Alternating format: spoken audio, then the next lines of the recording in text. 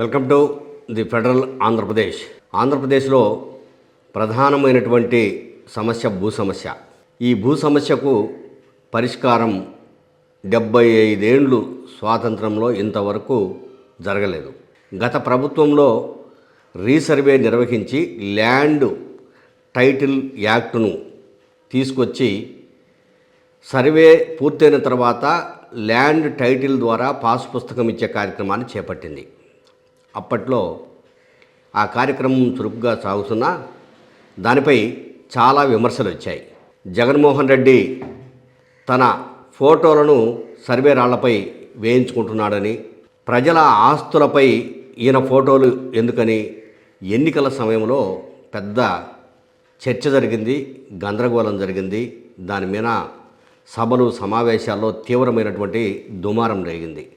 అప్పట్లో 2024 ఎన్నికల్లో వైఎస్ఆర్సీపీ ప్రభుత్వం ఘోరాతి ఘోరాలు చేస్తుంది, తప్పులు చేస్తుంది, ప్రజల భూములు లాక్కుంటుంది అని చెప్పేసి తెలుగుదేశం దాని మిత్రపక్షాలు తీవ్రమైన విమర్శలు చేసి తాము అధికారంలోకి రాగానే ల్యాండ్ టైటిల్ యాక్ట్ను రద్దు చేస్తాము, రీసర్వేను కూడా ఆపేసేస్తాము, రైతులకు హద్దులు సక్రమంగా చూసి ఇస్తామని చెప్పేసి హామీ ఇచ్చింది. సరే, అధికారం చేపట్టిన తర్వాత ల్యాండ్ టైటిల్ యాక్ట్ను రద్దు చేస్తున్నట్లుగా అసెంబ్లీలో తీర్మానం పాస్ చేసింది. అయితే రీసర్వేకు కేంద్ర ప్రభుత్వం నిధులు ఇస్తోంది, అందువల్ల రీసర్వేను కొనసాగిస్తుంది. సరే, రీసర్వే సక్రమంగా చేసి పాసు పుస్తకాలను రైతులకు అందిస్తే అందరూ హర్షిస్తారు. కానీ రీసర్వేలో కూడా మోసాలు జరుగుతున్నాయి. ఒకరి భూమిలోకి ఒకరి భూమి పోతూ ఉంది. దీన్ని అరికట్టండి అని చెప్పేసి ఎంత మొత్తుకున్నా సమస్యకు పరిష్కారం దొరకట్లేదు. ముఖ్యమంత్రి చంద్రబాబు నాయుడు శనివారం సాయంత్రం తెలుగుదేశం పార్టీ కేంద్ర కార్యాలయంలో తెలుగుదేశం పార్టీ నాయకులు కార్యకర్తల సమావేశంలో మాట్లాడుతూ, ప్రధానంగా ఈ రాష్ట్రంలో ప్రజల నుంచి వస్తున్న అర్జీల్లో 80% భూ సమస్యలకు సంబంధించినవే వస్తున్నాయి. వీటిని అరికట్టాలి. 2027 నాటికి పూర్తిగా రీసర్వే చేసి ప్రతి ఒక్కరికి హద్దులతో కూడినటువంటి పాస్ పుస్తకాలు అందించాలి అని చెప్పేసి చెప్పారు. నిజానికి అది సాధ్యం కాదు ఈ ప్రభుత్వానికి అనే విమర్శలు కూడా వెల్లువెత్తున్నాయి. ఇటీవల జగన్మోహన్ రెడ్డి తన పార్టీ కేంద్ర కార్యాలయంలో విలేకరుల సమావేశం ఏర్పాటు చేసినప్పుడు ఆ సమావేశంలో ఒక మాట చెప్పాడు. నేను నా ఫోటోలు ఏ రాయి మీద వేయలేదు.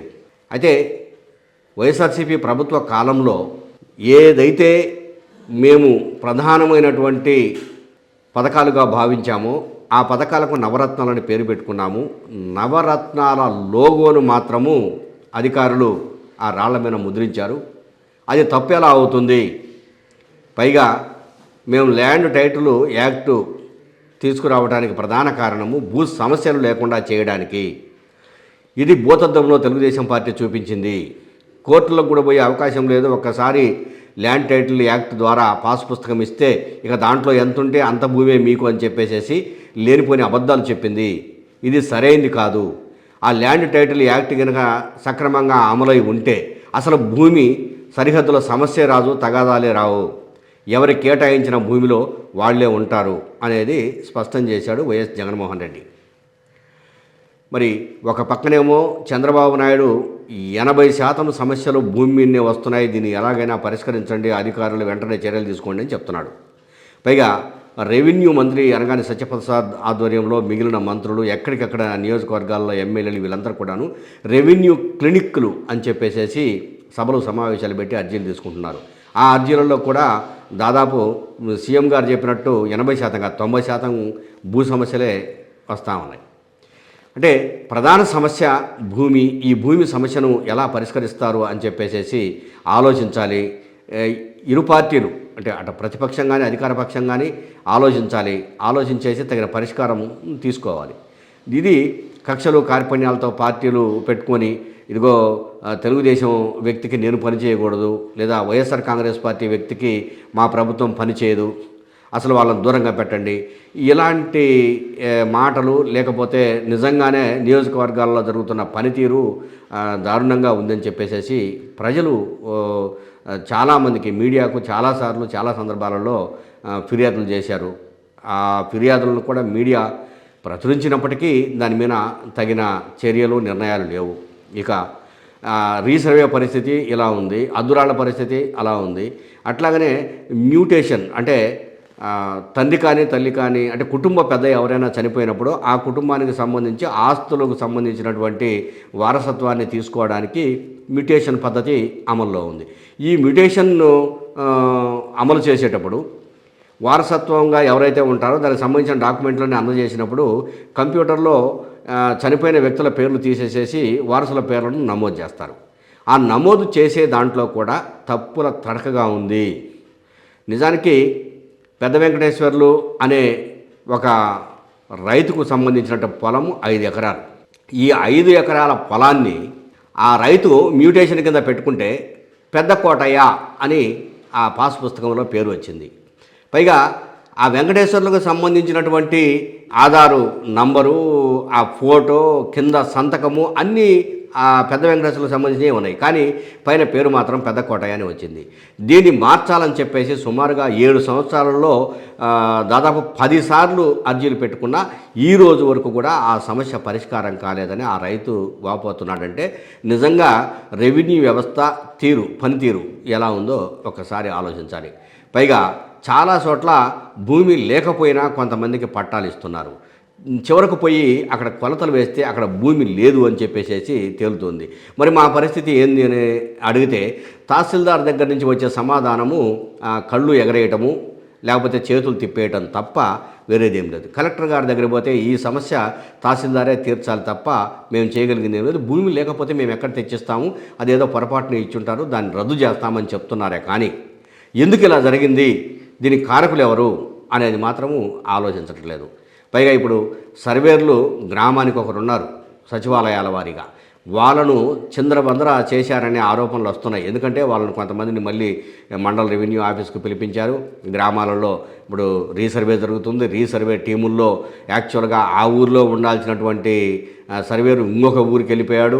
వేరే ఊరిలో ఉన్న సర్వే టీముని తీసుకొచ్చి ఇంకొక ఊరిలో సర్వే చేపిస్తున్నారు. కాబట్టి వాళ్లకు ఎవరు ఏంటి అనేది హద్దులు కూడా తెలియట్లేదు. ఒకటే చెప్తున్నారు ఆ రైతుకు, నీ భూమి ఎక్కడి నుంచి ఎంతవరకు ఉందో చెప్పు.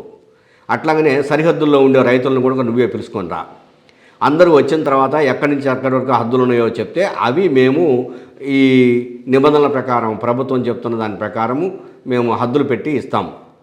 కానీ మీలో మీరు గొడవపడి ఇది భూమి ఇక్కడిది కాదు, ఇంకా లోపలికి ఉంది, నాది అంత పైకి ఉంది అని చెప్పేసి చెప్తే మేమేం చేయలేమని చెప్పేసి ఈ ల్యాండ్ పార్సిల్ నంబర్లను ఎలా ఇస్తున్నారంటే 4-5 రైతులకు కలిపి ఒకటే పార్సిల్ నెంబర్ ఇచ్చేసేసి పాస్ పుస్తకంలో ఆ 4-5 పేర్లతోటి పాస్ పుస్తకాలు రిలీజ్ చేస్తున్నారు. ఎందుకంటే దారుణం ఏముంటుంది, మీరు ఏదన్నా ఉంటే ఆర్డీఓ కోర్టులో, తహసీల్దార్ కోర్టులో, కలెక్టర్ కోర్టులో తేల్చుకొని వచ్చిన తర్వాత వాళ్ళు ఇచ్చే తీర్పును బట్టి మేము విభజన చేస్తాం తప్ప ఇప్పుడు మేమేం చేయలేమంటున్నారు. అలాంటప్పుడు ఈ రీసర్వే ఎందుకు, ఈ సమస్యలు సృష్టించడం ఎందుకు అనేది గ్రామాల్లోని ప్రజల నుంచి వస్తున్న మాట. అటు మ్యూటేషన్ కరెక్ట్గా లేదు, 80% పైనే భూ సమస్యల మీద అర్జీలు వస్తున్నాయని స్వయంగా ముఖ్యమంత్రి ప్రకటించారు. అదేవిధంగా రీసర్వే సక్రమంగా జరగడం లేదు. ఒకరిపై ఒకరు మాత్రం ఆరోపణలు చేసుకుంటున్నారు. జగన్ మీద ముఖ్యమంత్రి చంద్రబాబు నాయుడు ఆరోపణలు చేస్తే చంద్రబాబు నాయుడు మీద నేను చేసిన పనులన్నీ ఈయన చేసినట్టుగా చెప్పుకుంటున్నాడు, ఇది ఒక చోరీ, క్రెడిట్ చోరీ అని చెప్పేసి జగన్మోహన్ రెడ్డి ఆరోపణలు చేస్తున్నారు. వీళ్ళ ఆరోపణలు ఒకరిపై ఒకరు చేసుకోవడం తప్ప భూ సమస్యల మీద దృష్టి పెట్టడం, ప్రజల సమస్యలను పరిష్కరించడం, భూ వివాదాలను పరిష్కరించడం ఈ ఆంధ్రప్రదేశ్ రాష్ట్రంలో జరగడం లేదు. మరి ప్రజలు ఏం చేస్తారో, యాక్టివిస్టులు ఏం చేస్తారో, ఎలా ఈ సమస్యను పరిష్కరించుకుంటారో వాళ్ళే ఆలోచించుకోవాలి.